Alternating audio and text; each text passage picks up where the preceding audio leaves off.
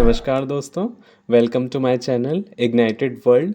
So I hope friends आपने मेरा पहला वीडियो ज़रूर देखा होगा। मैंने लास्ट वीडियो आई थिंक मैंने बहुत सारे वीडियो डिस्कस किए हैं, जिसमें से मैंने डी नोटिफाइड ट्राइब्स,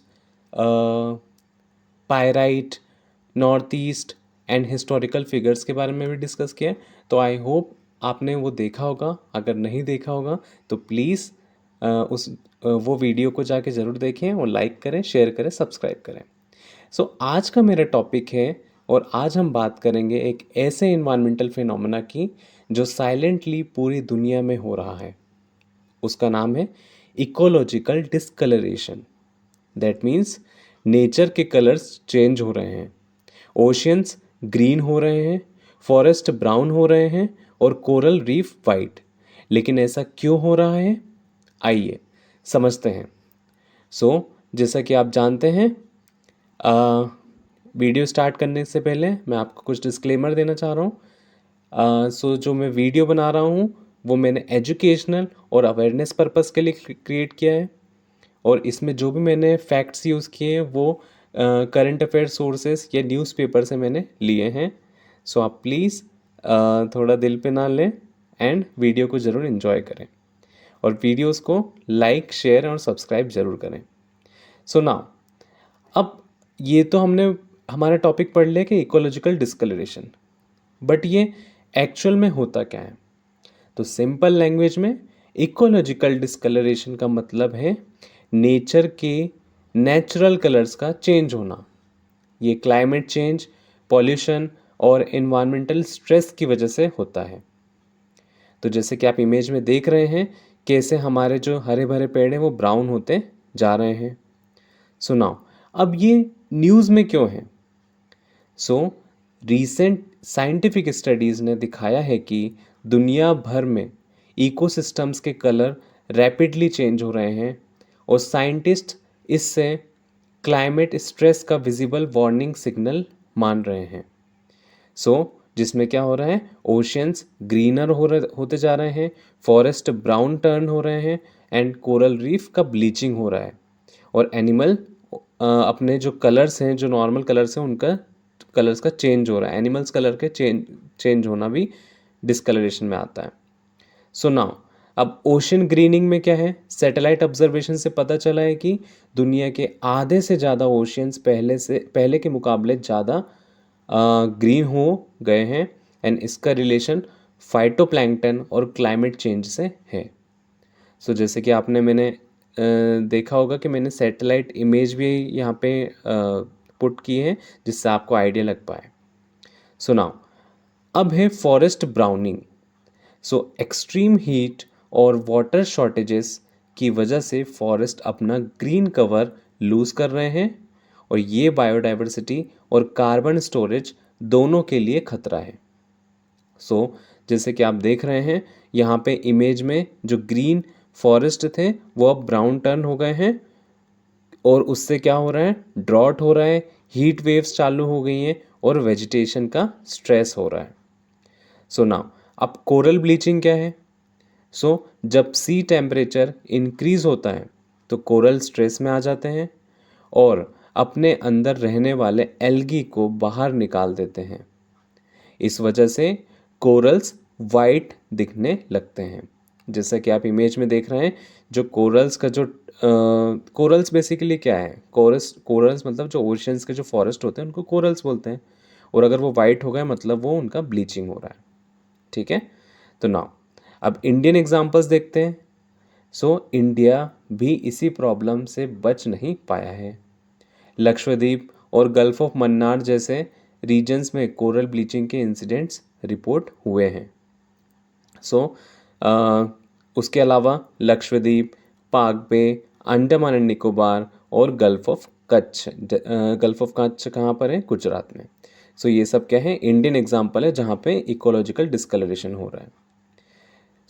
ये आप देख सकते हैं कोरल रीफ रीजन कहाँ कहाँ पर है। लक्षद्वीप, सॉरी अगर ये लोकेशन इसमें मैप में गलत दिख रहा हो तो आप उसमें माइंड मत कीजिए, बस यहाँ पे याद रखिए लक्षद्वीप में हो रहा है कोरल ब्लीचिंग, जहाँ पे जो कि क्या है एक्सट्रीमली फ्रेजाइल इकोसिस्टम है। गल्फ ऑफ मन्नार में, पाक बे में, अंडमान एंड निकोबार आइलैंड और गल्फ ऑफ कच्छ जो कि गुजरात में है। यहाँ पे थोड़ा लोकेशन का डिफरेंस है, आप उसको माइंड मत कीजिएगा। नाउ अब क्लाइमेट चेंज के इफेक्ट सिर्फ प्लांट्स और ओशन पर नहीं हो रहे हैं बल्कि एनिमल पर भी हो रहे हैं। सो कई स्पीसीज अपना बॉडी कलर चेंज कर रही है ताकि हीट को टॉलरेट कर सके। सो जैसे कि आप जानते हैं जो नॉर्मल एनिमल्स होते हैं, नॉर्मल एनिमल जो होते हैं वो लाइटर होते हैं और उनमें लेस मेलानिन प्रोड्यूस हो रहा है अभी, ठीक है। तो उसमें भी क्या हो रहा है, इकोलॉजिकल डिस्कलरेशन। जैसे कि आप देख रहे हैं कि बटरफ्लाई जो पहले वाइब्रेंट और ब्राइट कलर की थी, अभी उसका कलर डल हो गया है।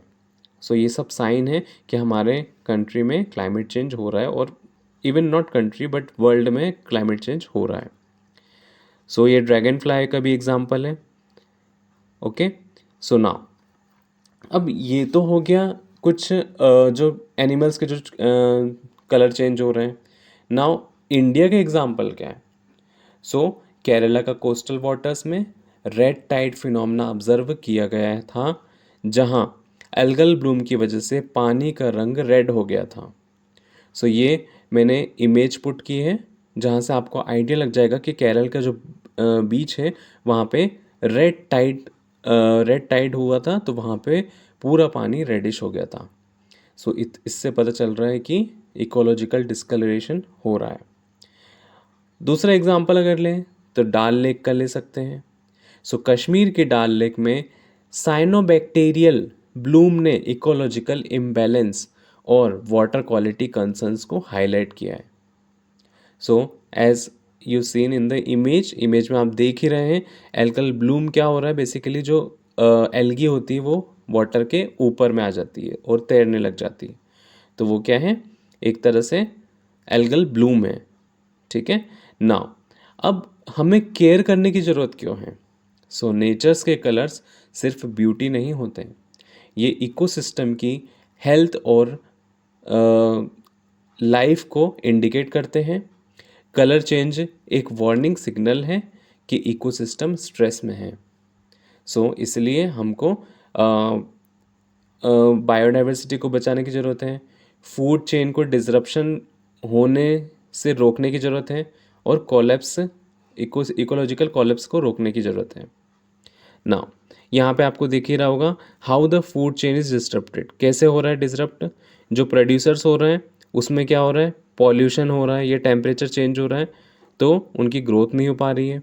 प्राइमरी कंज्यूमर्स भी जैसे जू प्लैंकटन, उसमें भी क्या हो रहा है, उनकी उनके उनके लिए लेस फूड अवेलेबिलिटी है क्योंकि ऑफ कोर्स पॉल्यूशन बढ़ रहा है। नाउ सेकेंडरी कंज्यूमर्स में डिक्लाइन हो रहा है food levels and similarly. Now अब इस चीज़ के सॉल्यूशन क्या है। सो क्लाइमेट एक्शन, पॉल्यूशन कंट्रोल और बायोडाइवर्सिटी कंजर्वेशन ही इसी प्रॉब्लम का लॉन्ग टर्म सॉल्यूशन है।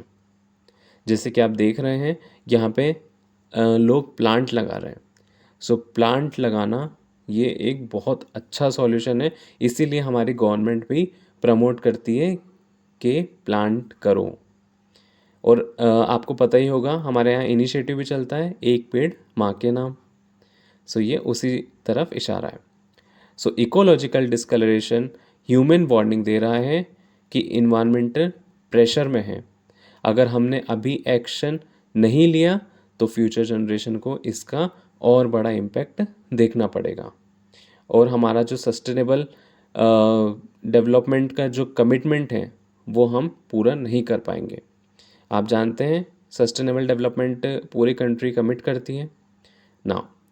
सो अगर आपको ये वीडियो इन्फॉर्मेटिव लगा हो तो लाइक, शेयर और सब्सक्राइब ज़रूर कीजिए, और कमेंट करके बताएं कि आप अगला टॉपिक किस इन्वायरमेंटल इश्यू पर देखना चाहेंगे। सो like my video, share my video and subscribe my video to see such more interesting topics. Okay guys, so thank you viewers, आपने अभी तक इतना पेशेंस रखा, थैंक यू सो मच।